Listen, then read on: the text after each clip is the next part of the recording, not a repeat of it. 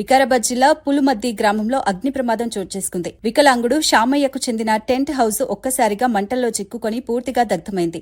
అగ్ని ఎలా చెలరేగిందన్నది స్పష్టంగా తెలియకపోయినా క్షణాల్లోనే మంటలు వ్యాపించడంతో సామగ్రి మొత్తం బూడిదైంది. స్థానికులు మంటలను ఆర్పేందుకు ప్రయత్నించినా పెద్దగా ప్రయోజనం లేకపోయింది.